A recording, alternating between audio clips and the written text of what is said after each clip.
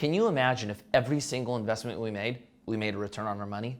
Now, if you're listening to a lot of people pitching investments right now, they definitely make you seem like you can't lose. And I hate to be the person to tell you if this is the first time you're hearing it, you can. There is no guarantee with investments.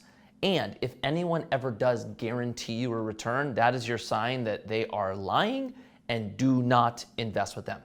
So in that case where you do lose money on an investment, what do? Do you just take the L, or is there a way to claim that loss to help offset other gains? And that's what we're going to talk about today. Capital loss, what it is, and how to use it. But first, we ask that you hit the like button, and if you want to kind of continue on this journey with us to financial freedom, hit the subscribe button, and let's go.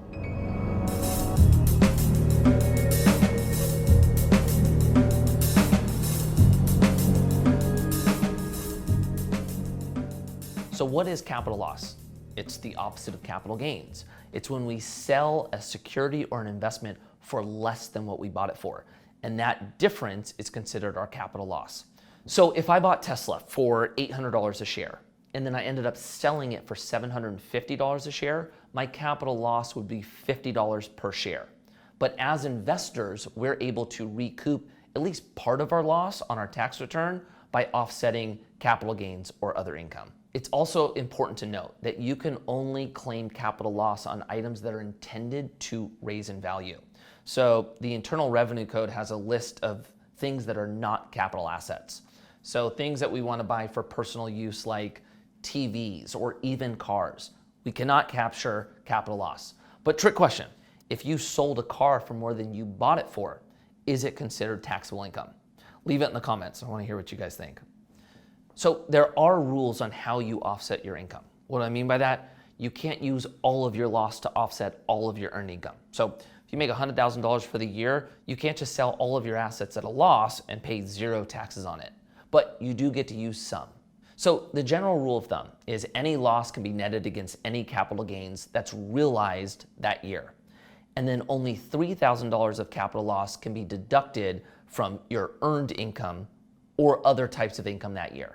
And then if there's a remaining capital loss, you can deduct that in future years up to $3,000, or a capital gain can offset the remaining carry forward amount. As an example, if you realized a capital gain of $10,000 in 2020, and you also realized a $20,000 loss, you would be able to net $10K of your loss against your gain, and then could only deduct an additional $3,000 of loss against other income that year. Then you could deduct the remaining $7,000 of loss in $3,000 increments each year. Or if the following year you had another realized capital gain, you could use the remaining $7K of loss against that gain. Now, when I say capital loss that's realized, you can only report loss on an actual sale. So if we buy Tesla stock at $800 in, let's say, June, and then in September it goes down to $700 a share, our unrealized loss would be $100 per share. But let's say we hang on to the stock to the following year and then end up selling it for $750 a share, then our actual loss or our realized loss is the $50 per share. We can't capture the unrealized loss from the year before. So just like capital gains that are separated between short-term and long-term, same thing applies for capital loss. So when an asset or investment is sold at a loss that is held for a year or less, that is a short-term capital loss. And then also when an asset or investment is sold for a loss that you hold for longer than a year, so a year and day and beyond, that is a long-term capital loss. So when we report our gains and losses on our tax return, we first have to categorize our gains and losses between long-term and short-term, and then aggregate the total between all four categories. Then we net the long-term loss against the long-term gain, and same for the short, and then we report what the total number is. An example, if you realized a $10,000 short-term capital gain and had a $7,000 short-term capital loss, $8,000 long-term capital gain, and $6,000 long-term capital loss. On the short-term side, 10K minus 7K would equal the net short-term capital gain of $3,000. which would be taxed as ordinary income. Then I would subtract 6,000, which is my long-term loss, from 8,000, which would give me $2,000 of net long-term capital gains being taxed at long-term capital gain rates. So what happens if you have a short-term capital gain, no short-term loss, you have a long-term capital loss, no long-term gain? What would you do in that scenario? You would subtract your long-term capital loss from your short-term capital gain, and if it netted in a short-term capital gain, then that number would be taxed as your ordinary income. And then same thing applied if it was reverse.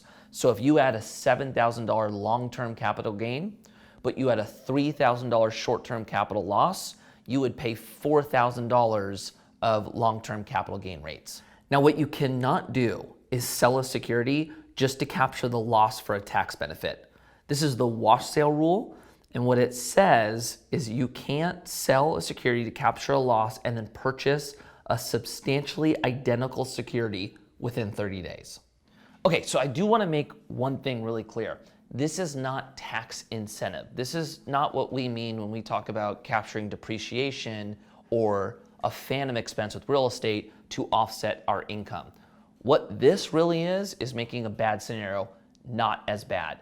When you invest in stock market, business, real estate, whatever it is, you should always have the intention for that to perform. We always want to make money.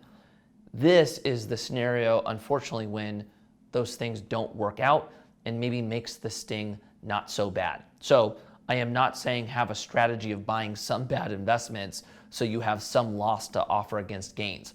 Not what this is about. This is just making some bad things better. And like always, tax rules are always changing, so make sure you're talking to a CPA to see how this applies for you and your situation. We hope this helps, and we will see you guys on the next video.